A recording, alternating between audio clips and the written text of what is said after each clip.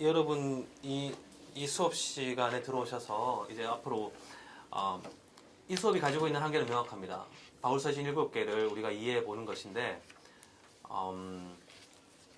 시간이 굉장히 절대적으로 부족하고, 그렇다고 시간이 부족하다고 해서 그저 주입식으로만 주저리 한다고 해서 그것이 또 좋은 것만은 아니니까요. 어떻게든 여러분께서 얼마를 어느 정도로 더 가지실 수 있지 모르겠지만 최대한 집중력을 흐트리지 않는 방향으로 어느 정도 일관성을 가지고 바울의 서신 7개를 쭉 해보는 것이 목표입니다.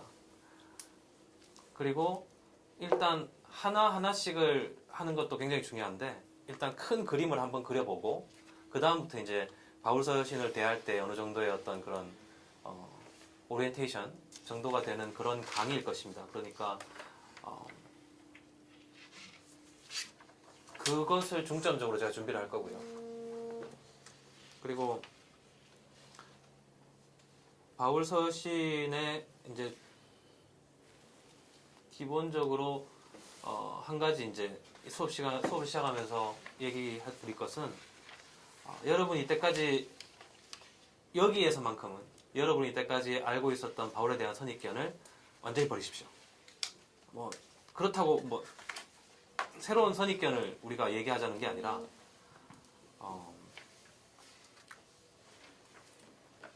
앞으로 학문적인 부분에서 학문적인 토론에 대한 예를 하나 든다면은 루터 이후로 이신칭의가 바울신학의 중심이라는 하나의 생각이, 그 생각을 막말로 포기하게 되는데 몇백 년의 시간이 걸렸습니다. 거의 400년이 넘는 시간이 걸렸습니다.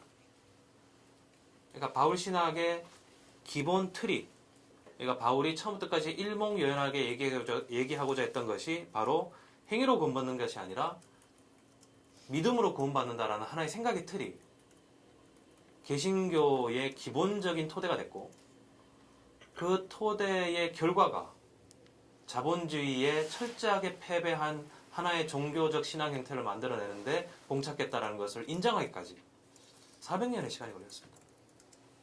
그동안에 우리가 수많은 신앙의 천재들과 신학의 천재들을 우리가 만났었지만 그들이 그것을 뛰어넘지를 못했어요. 왜냐하면 너무나 명확한 역사적 한계가 그들에게 있었거든요. 근데 지금은 우리가 단순히 열심히 책을 읽지 않는다 하더라도 피부로 우리가 느끼고 있습니다. 우리의 교회가 단순히 한국교회만이 아니라 전체의 미국에 있는 교회와 한국에 있는 교회와 앞으로 뻗어나갈 아프리카나 이런 3세계로 뻗어나갈 이 교회가 가지고 있는 하나의 형식이 보네퍼가 얘기했던 값싼 은혜 값싼 구원을 대량 확대 재생산하고, 그 확대 재생산한 그 구원의 복음의 메시지를 통하여 교회를 대형화시키고 곡사라는 직업을 대형화시키고, 그래서 결국 그 안에서 이른바 예수 그리스도가 제시한 어떠한 길을 끝없이 환난중에도 걸어가는 하나의 신앙의 형태가 부정되고,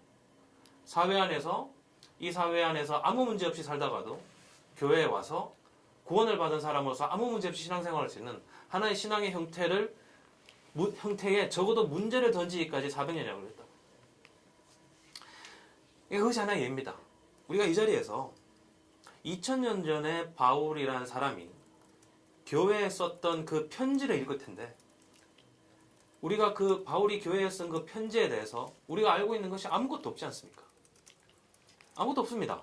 그 편지는 그러니까 바울신학이라는 것이 이렇게 얘기해서 용서하십시오. 그러니까 한 면만을 강조하는 겁니다. 바울신학이 뭡니까? 그냥 똑같은 편지를 보고 어떤 머리가 좋다는 사람이 이건 이런 뜻이야 라고 한 책이 유명해지고, 그 사람이 신학자가 되고, 그 사람이 자기의 학파를 이루고, 그 사람의 제자들이 이게 맞아 라고 하면서 한 그 얘기 아닙니까? 왜냐하면 2000년 바울에 대한 그 어떤 다른 자료도 없습니다. 우리는. 이 서신밖에 없어요. 성경에는 이 서신 이거밖에 없어요. 일곱 골로새서도 이제 톰 라이슨 골로새서도 이제 인정하는데, 하여튼 우리 7개는 이제 모든 학자들이 다 인정하는 거니까요. 바울이 썼다고. 7개밖에 없어요. 이 7개를 통해서 쌓인 것이 선입견을 형성하고 하나의 생각의 틀을 형성해서 그 생각의 틀 속에서 우리가 절대 벗어날 수 없는 하나의 교리적인 틀을 만들므로써 우리가 바울 서신이 거기에 갇혀 있었다는 거죠. 그렇다면은 먼저 바울의 서신을 우리가 이 시간에 읽으면서 우리는 하나의 모험을 감행하고자 합니다. 우리가 바울의 서신을 기독교 신앙의 기틀이 되고 교회의 구조를 유지하는 하나의 신앙적인 서포터, 그러니까 신앙적인 어떤 근거가 아니라 2000년 전에 예수 사건을 마주하고 그 당시의 역사의 수레바퀴 안에서 하나의 공동체를 만들고자 노력했던 한 인물이 그 공동체에 보낸 편지로 읽자는 거죠. 이것을 기독교인의 눈으로 읽지 않아도 그것이 어떤 의미인지를 알아보려는 어떤 그런 시각들. 그것을 이제 제가 공부하는 테드 제임스 선생님은 이제 fresh eye, naked eye라는 말을 쓰거든요. 그러니까 아무런 편견이 없는 눈으로. 제가 좋아하는 하나의 예만 드리겠습니다. 제가 시간이 많이 없어서 얘는 많이 들지 않겠지만 여러분 그 V for Vendetta라는 영화가 있습니다. 그 벤데타 영화에 뭐 다 삭제하고 한 사건이 나오는데 그 여자 주인공이 감옥에 갇혀 있습니다. 감옥에 갇혀서 이제 계속적으로 고문을 받고 뭔가를 계속 이제 이야기해야 되는 고문을 받는 거죠. 그리고 그 고문을 하면서 언제까지 얘기하지 않으면 너는 죽는다 라는 얘기를 계속 듣습니다.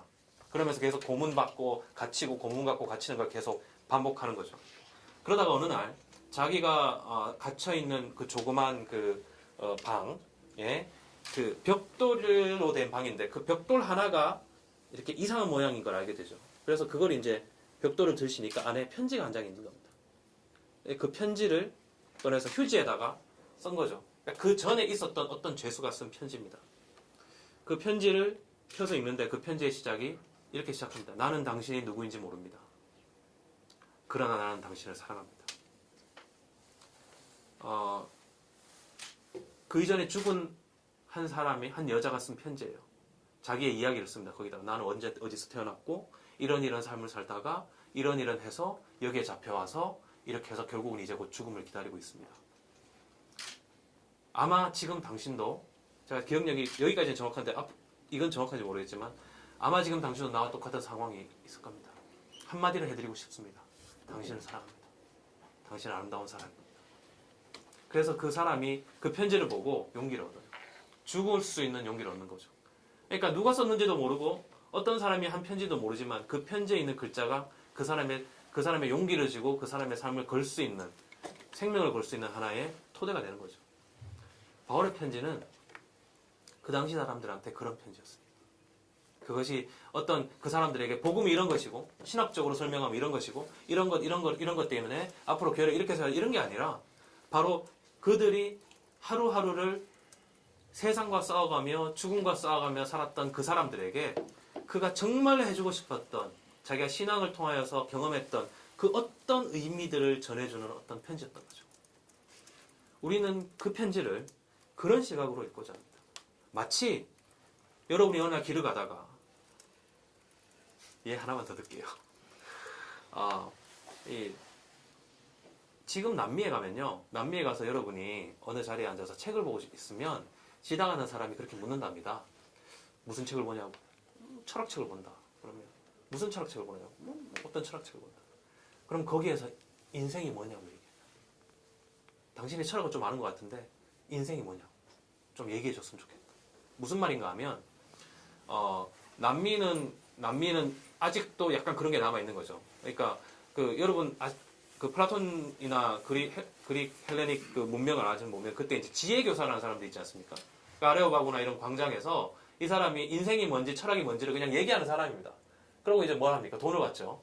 그걸 이제 소크라테스가 이제 비판하면서 이제 결국 이제 그가 이제 그 헬라 사회를 이제 뒤흔들게 되고 이제 죽음에까지 이르게 되는데 그 당시에는 길을 걸어가다가 그러한 인생이 뭔지 삶이 뭔지를 묻는 사람들이 많았다는 거죠.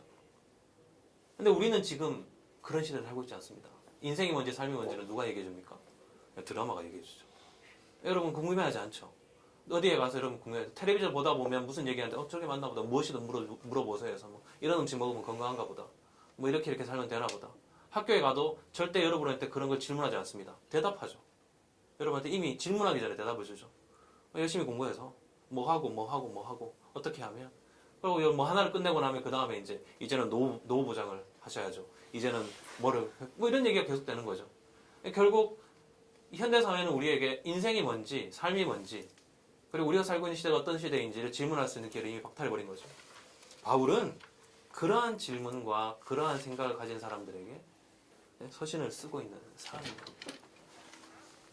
바울은 자기의 서신이 성경이 될지 몰랐어요. 저는 확신합니다. 바울은 자기의 서신이 성경이 될지 몰랐습니다. 그 당시에 보통 우리가 하우스홀드 철치라고 하는데요. 로마를 제외한 로마가 로마 제국의 첫 번째 도시였고 두 번째가 알렉산드리아, 세 번째가 고린도 이렇게 나가는데 데살로니가 이런 식으로 나가는데 여러분이 언제 시간이 되시면 HBO에서 만든 드라마가 있습니다. 롬이라는 드라마가 있습니다. 그거 보시면 그 당시에 로마의 그 생활상이 나옵니다. 그게 이제 율리우스 시제부터 아우구스투스까지의 어떤 그런 그 로마의 사회상을 한 센츄리온, 백인 대장의 삶을 통해서 이렇게 쫙 조명하는 그런 드라마거든요. 그걸 보시면 그 당시 로마 사람들이 살았던 아파트도 나오고요. 로마 사람들이 살았던 거리가 나오고 로마 사람들은 어떤 생활상이 나옵니다. 깜짝 놀랍니다. 여러분 2000년 전에 로마가 뭘 만들었는데 아파트를 만들었어요. 나무로도 만들고 2000년 전에 로마에 어떤 기술이 2400년 전에 로마에 어떤 기술이 있는가 하면 물속에 넣어도 굳는 시멘트를 얘들이 만들었습니다. 그래서 물 아래에서부터 시작해가지고 건설되는 다리를 만들었어요. 지금 한강 지나가는 저 다리처럼. 왜냐하면 물 안에서 굳는 시멘트가 있어야 강을 건너는 다리를 만들 수 있거든요. 2000년 전에 이미 그걸 만든 엄청난 사람들입니다. 로마 사람들이. 그러니까 아파트를 만들었어요. 아파트를 보면 아파트가 그러니까 무슨 말이 있는가 하면 14세기 프랑스의 건물보다 로마의 건물과 로마의 도시가 훨씬 더 합리적인 도시라는 거예요. 그러니까 상수도 하수도가 거선돼 있고 그리고 여러분 로마 가보셨어요? 저는 못 가봤지만 앞에 분수들이 계속 있지 않습니까? 그게 그 사람들의 식수원인 겁니다. 그러니까 언제나 거기 분수들이 펑펑 나오는 거예요. 그럼 거기서 물을 떠서 집에 가서 먹는 거예요. 그러니까 지금의 우리처럼 수도는 없지만 그러한 분수 시스템을 어디서 끌어오는가 하면 계곡에 있는 물에 수로를 만들어서 낙차를 이용해가지고 수로를 만들어서 도시를 끌어옵니다. 이것을 그 당시에 유대의 이런 일자무식의 그런 기술에는 일자무식의 사람들이 봤을 때 어떤 느낌이 들었을까요? 우리가 지금 애플을 보는 거하고 똑같은 느낌이죠. 이게 미래구나. 이게 인류의 미래구나. 이것이 인간 사회의 미래구나. 그 테크놀로지와 그 로마의 도시 자체는 한마디로 그 도시의 존재만으로 로마가 얼마나 우월하고 왜 로마가 인류의 미래가 되었는지를 가르쳐주는 하나의 이데올로기적 기구였던 거죠. 그 도시에 사는 것 하나만으로도 그들은 로마라는 그 엄청난 힘과 능력에 압도당할 수밖에 없었습니다. 바울은 계속 그 로마가 희망이 아니더라고 얘기하는 사람이죠. 그래서 그 도시에 가서 교회를 세우는데 제가 생각하는 그 아파트에서 바울의 교회는 아마 여기에서 반 정도 되는 그러니까 반보다 더 적어요. 그 당시에 모일 만한 공간이 없어요. 로마는. 이제 로마가 절대 허용하지 않는 게 첫 번째가 정치적 집회를 절대 허용하지 않습니다. 그러니까 정치적인 이슈를 가지고 얘기하는 모임이 있으면 철저하게 탄압합니다. 그리고 오로지 엔터테인먼트 먹고 놀고 노래 부르고를 위해서는 모임을 할 수 있게 해줘요. 그렇지만 그것도 로마 정도 가서 아주 그 1급 귀족의 정도는 돼야 이 정도 되는 사이즈의 방을 가지고 있는 겁니다. 영화 보면 나오는데요. 그래서 보통 사람들이 사는 적어도 그러니까 미들 클래스 밑으로는 이제 큰 방을 가져봤자 여기서 한 3분의 1 정도 되는 거예요. 그러니까 한 15명, 16명이 빼곡하게 앉을 수 있는. 그러니까 건축학적으로 바울의 초대교회는 20명을 넘을 수가 없습니다. 그렇기 때문에 많은 학자들이 아마 고린도에 이제 몇 개의 교회, 한 4개, 5개 정도의 교회. 그러니까 로마서 16장을 보면 이제 아마 7개에서 8개 정도의 교회를 언급하거든요, 바울이. 그러니까 그것 자체가 그러니까 100명, 150명 모일 수 있는 공간 자체가 없기 때문에 그래요. 그러니까 결국 이제 20명, 15명에서 20명 되는 교회, 자그마한 8명 정도는 그런 우리가 하우스홀드 철치라고 부르는 그런 교회들이 한 3, 4개 있는, 도시에 한 3, 4개씩 있는. 그 바울은 그걸 만든 거죠. 그리고 거기에 이제 가르침을 주고 이제 바울은 떠나가는 거죠. 그래서 그 사람들이 모여서 교회를 명맥을 유지했던 겁니다. 그러니까 우리가 생각하는 바울이 이제 서신을 보내면 한 사람이 그 열 몇 명이 앉아 있는 서에서 그 서신을 읽는 거예요. 읽어갑니다. 그러면 사람들이 앉아가지고 이제 그걸 이제 듣는 거죠. 그렇기 때문에 중요한 게 뭔가 하면 여러분 누구한테 편지를 쓸 때 저는 그런 일이 있어요. 저는 제가 요즘은 그 이메일이 발달해서 옛날에 이메일 썼던 거 다 남아 있잖아요. 그래서 한 10년, 15년 전에 썼던 이메일이 있습니다. 또 보면 내가 왜 썼지 이거를? 그런 데 있어요.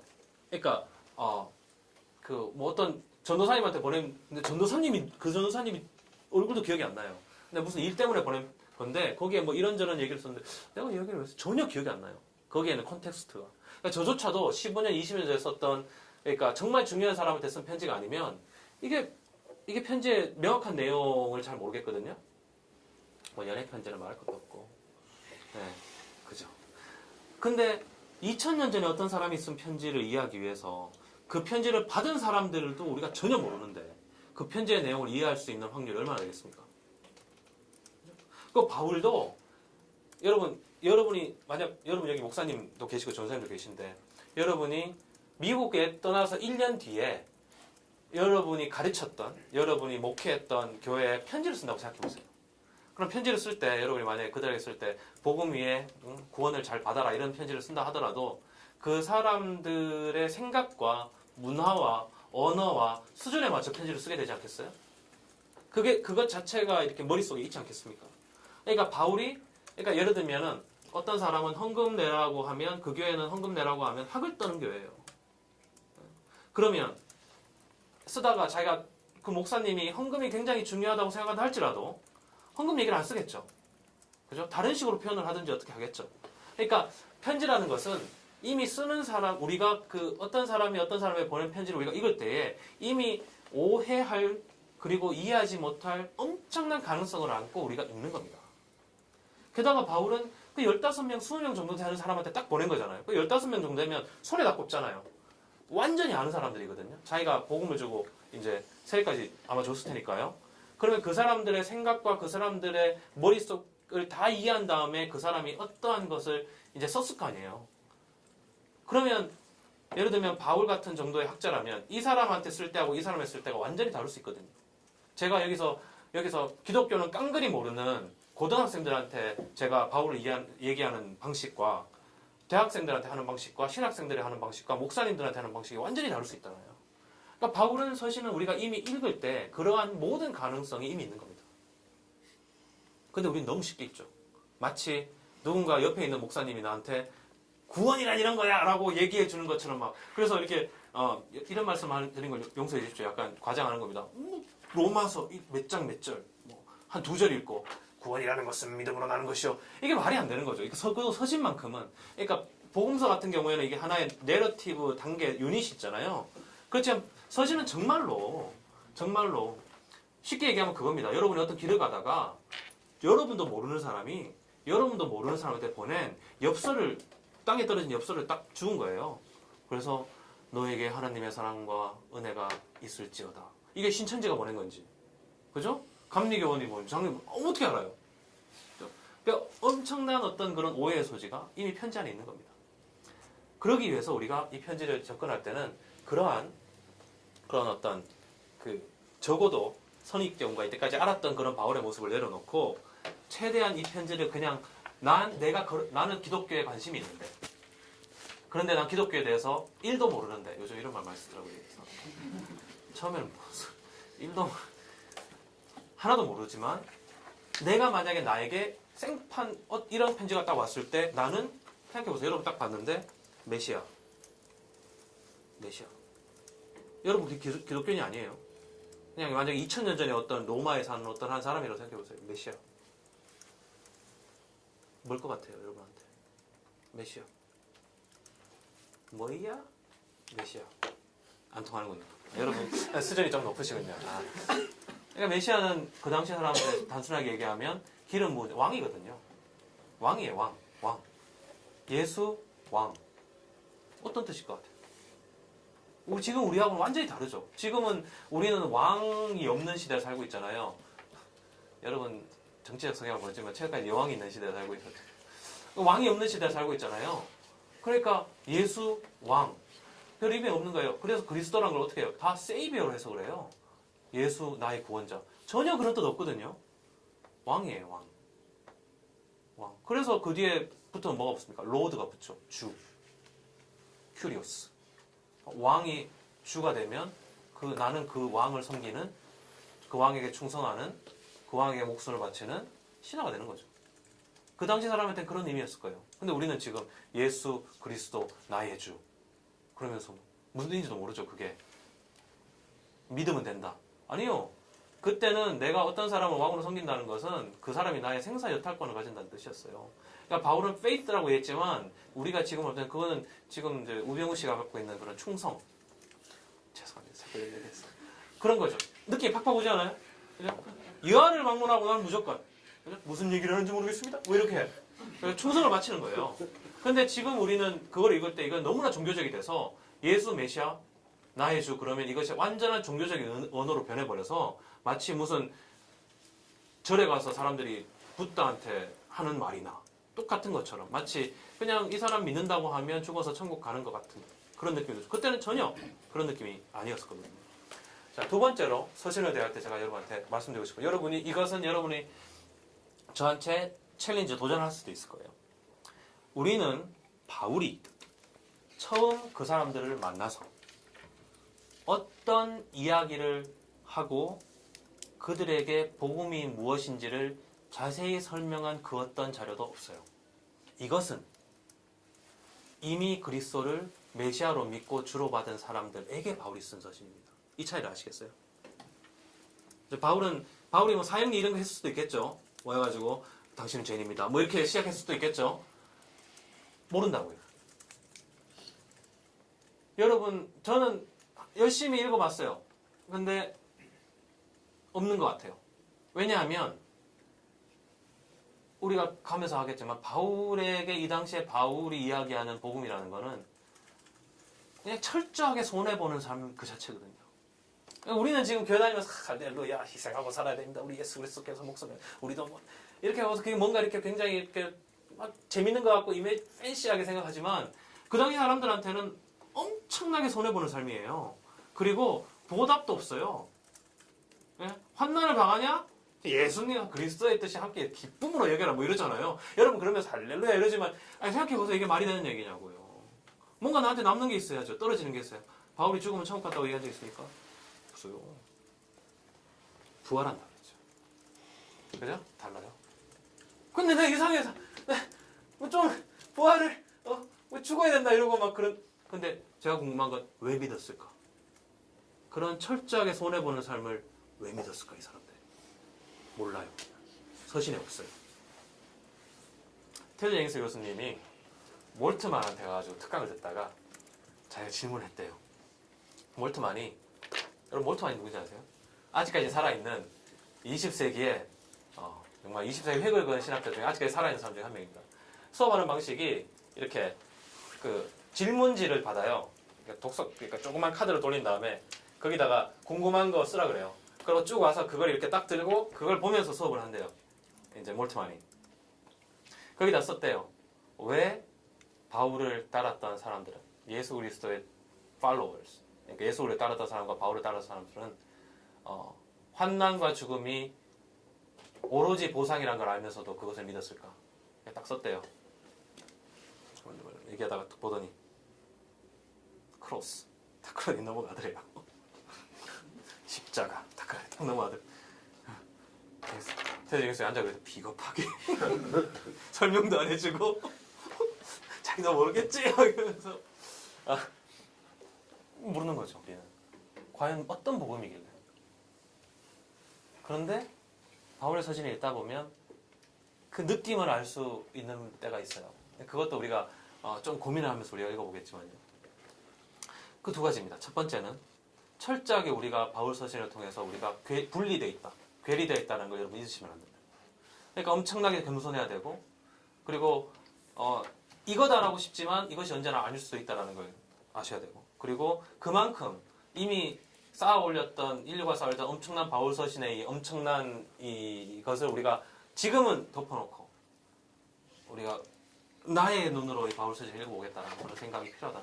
두 번째는 바울의 복음이 이것이다 라고 할 수 있을 만큼 서신은 우리에게 명확한 정보를 제공해 주지 않는다라는 것을 미리 여러분 아시고, 왜냐하면 이거 있다가 로마서 있다가 이거야! 그러면 고린도전서 있다가 딴 얘기 하잖아요. 그러니까 그런 게가 있거든요. 그래서 바울을 어떤 한 틀에다가 딱 묶어놓고 이게 맞냐 이게 아니냐라고 묻기보다 일단 이 시간은 쭉 이제 이것을 이제 서신을 이해해 보면서 읽어보는 그런 시간이 됐으면 좋겠습니다. 이때까지 여기까지 질문 있으십니까?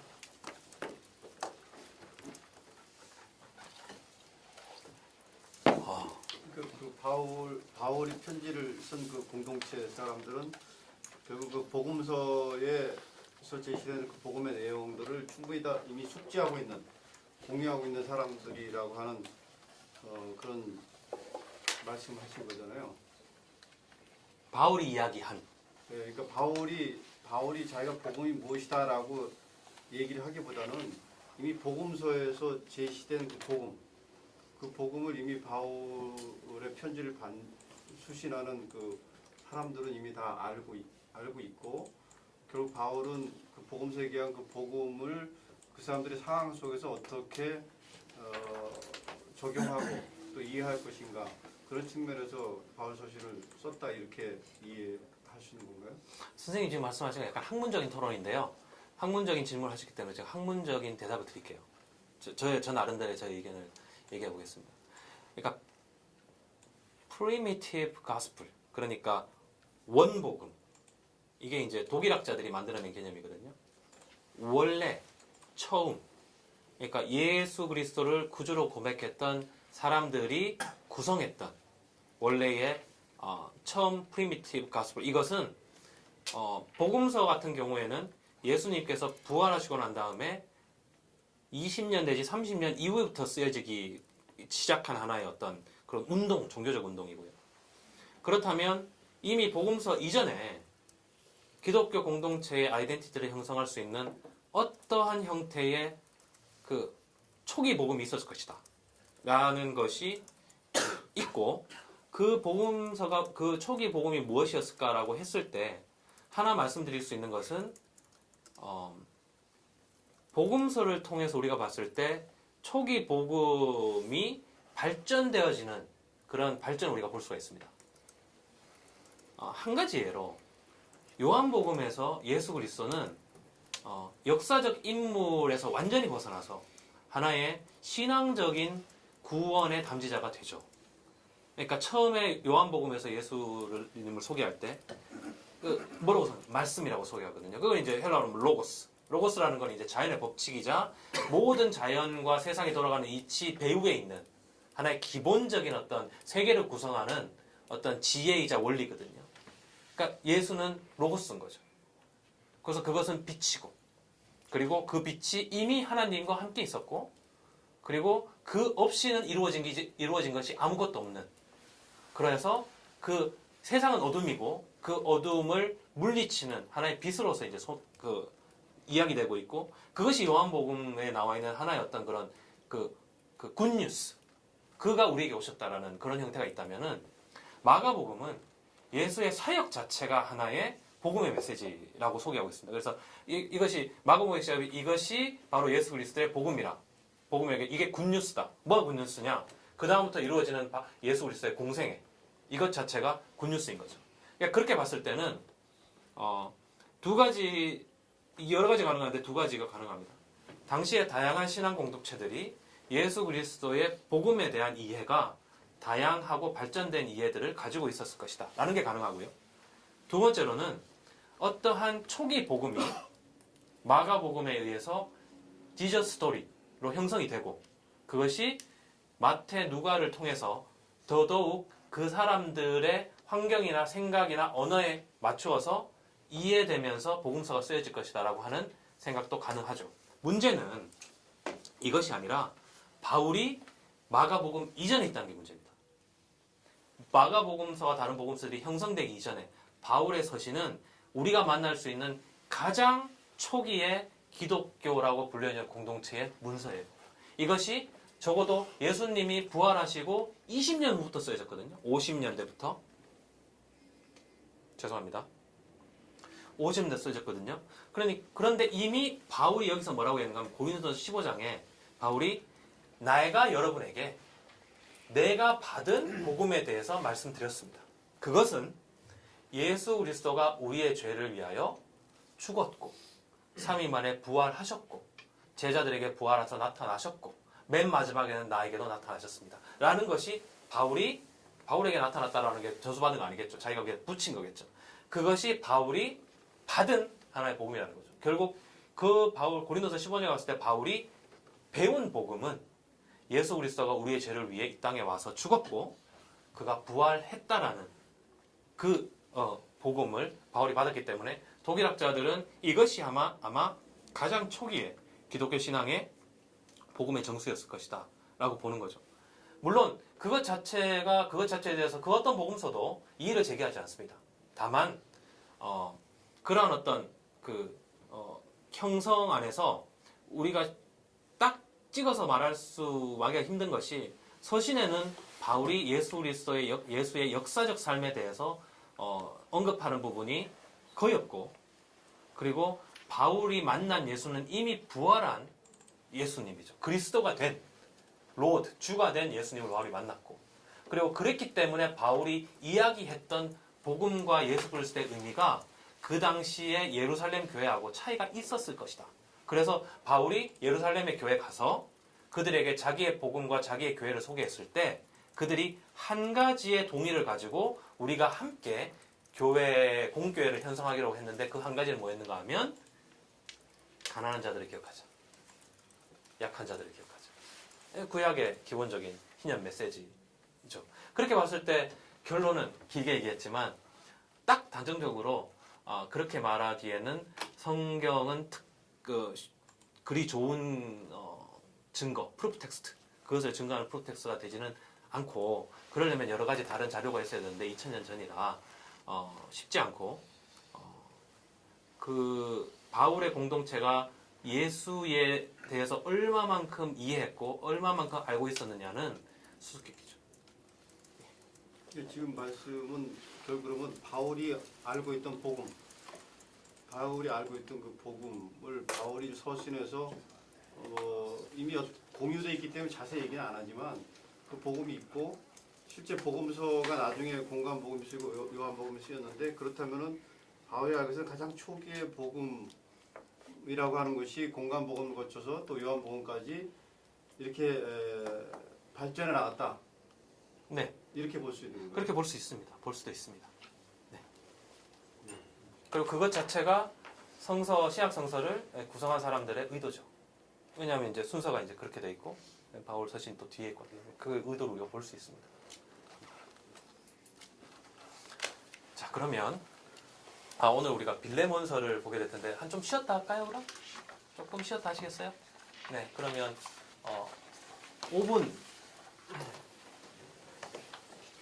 5분만 쉬겠습니다.